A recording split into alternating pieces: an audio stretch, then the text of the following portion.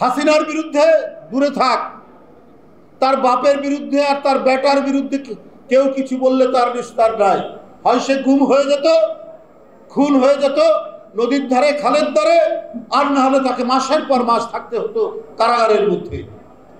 এই তো পার্থক্য আওয়ামী লীগ আর বিএনপি।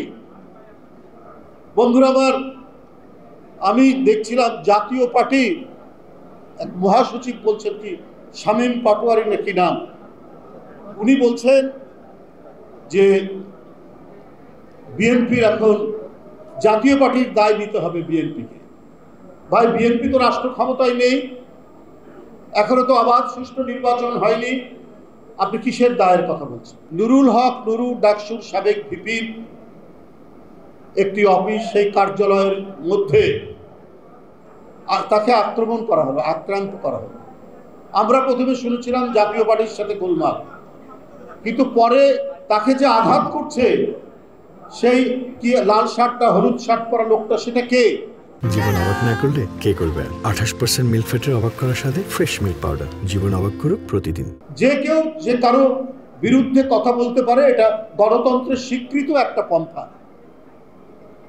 যারা রাজনীতি করছেন, কেউ বিএনপির বিরুদ্ধে বলতে পারেন, বিএনপির যদি কোথাও সমালোচনা করার থাকে বিএনপি সেখানে সমালোচনা করবে। তো আপনি আবার দায়িত্ব নেওয়ার কথা বলছেন কেন? বিএনপি জাতীয় পার্টি দায়িত্ব নেবে? আপনারা কারা? যখন ইলিয়াস আলী গুম হয় তখন কোথায় ছিলেন? যখন চৌধুরী আলম গুম হয় তখন জাতীয় পার্টি কোথায় ছিল? যখন সাইফুল ইসলাম হিরু গুম হয় তখন জাতীয় পার্টি কোথায় ছিল? যখন সুমন গুম হয়, জাকির গুম হয়, ছাত্র নেতারা, যুব নেতারা, তখন জাতীয় পার্টি কোথায় ছিল? যখন 2014 নির্বাচনে ভোট কেন্দ্রে কোনো ভোটার নেই, সেখানে কুকুর, বিড়াল, গরু, ছাগল ঘুরে বেড়াচ্ছে, সেই নির্বাচনে যাব না করতে করতে আপনারা গেলেন। আপনারা 2018 সালে বিএনপি নির্বাচনে যাওয়ার ঘোষণা দেওয়ার পর প্রায় 45 জন প্রার্থীকে গ্রেপ্তার করে নিয়ে যাওয়া হলো।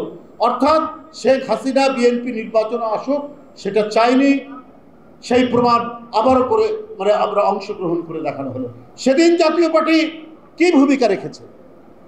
2024 সালের আগে, আমি আগেও বলেছি যে জিএম কাদের সাহেব তিনি ইন্ডিয়া গেলেন।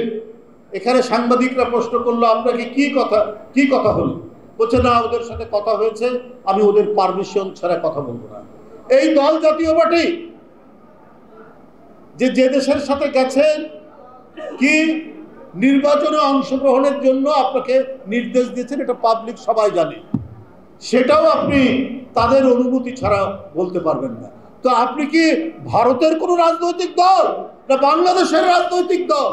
এই আপনাদের মেরুদণ্ড, এই আপনাদের নীতি, এই আপনাদের আদর্শ, এই আপনাদের চরিত্র।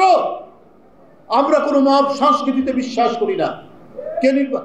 কে রাজনীতি করবে না করবে ওটা আইনের ব্যাপার, ওটা সরকারের ব্যাপার।